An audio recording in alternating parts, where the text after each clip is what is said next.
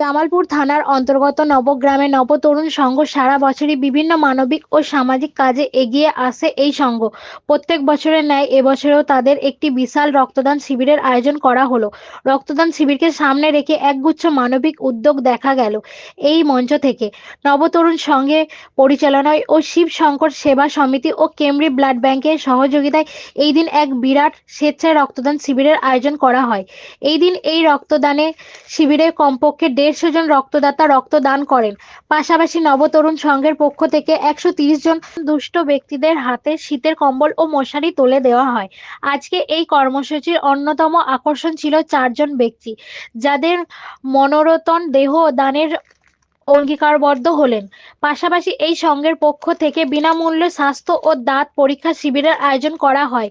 এই দিনে একই সংঘের পক্ষ থেকে স্থানীয় স্কুলে ছাত্রছাত্রীদের জন্য 2টি পাখা প্রদান করা হয়। আজকের এই কর্মসূচির উপস্থিতি ছিলেন জামালপুরের বিধায়ক অলোক কুমার মাঝি, প্রাক্তন বিধায়ক সমর হাজরা, জামালপুর পঞ্চায়েত সমিতির পুত কর্মধাত মেহমুদ খান, বিশিষ্ট সমাজসেবী সুকৃতি ঘোষাল সহ নবগ্রাম পুলিশ, বিহারী উচ্চ বিদ্যালয়ের প্রধান শিক্ষক ও প্রাক্তন প্রধান শিক্ষক সহ এলাকার অন্যান্য বিশিষ্ট ব্যক্তিবর্গরা ও ক্লাবের সমস্ত সদস্য, এই সাধারণ মানুষেরা, আগত সমস্ত অতিথিরা নবতরুণ সংঘের এই উদ্যোগকে সাধুবাদ জানান।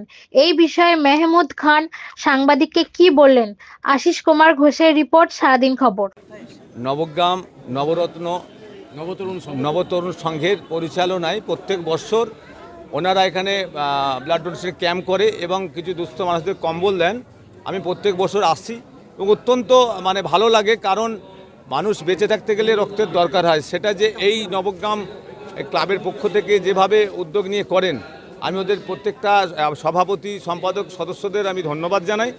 এবং এখানে অত্যন্ত আমার জীবনে এই প্রথম মেডিকেল কলেজকে ওনারা এখানে আমাদের বললেন, এই ক্লাবের পক্ষ থেকে 4 জন ব্যক্তি ওনাদের দেহ দান করলেন এবং মেডিকেলকে যাতে স্টুডেন্টরা ভালো করে ওনাদের দেহটাকে নিয়ে রিসার্চ করে যাতে আরও উন্নত মানের জায়গাটায় আসতে পারে।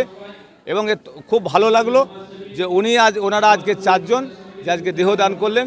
এবং আমার জীবনে এই প্রথম এই মঞ্চে দাঁড়িয়ে আমি দেখলাম যে একটা শরীরে যে একটা মশা কামড়ালে যে কষ্ট হয়, যে উনি নিজে জীবিত অবস্থায় ওনার শরীরটাকে যে দান করলেন, এটা আমার কাছে এনার বলার কিছু নেই।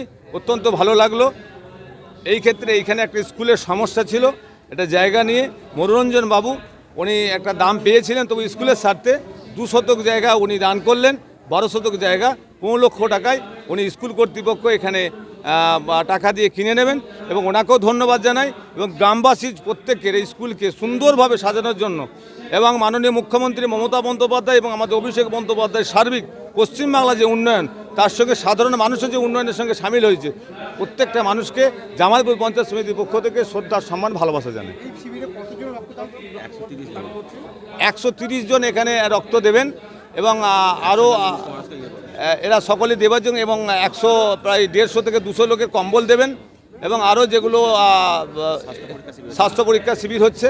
অত্যন্ত এই ক্লাব এবং মানুষের সেবার জন্য এই ক্লাব কিন্তু প্রত্যেকটা সময় কাজ করে যায়।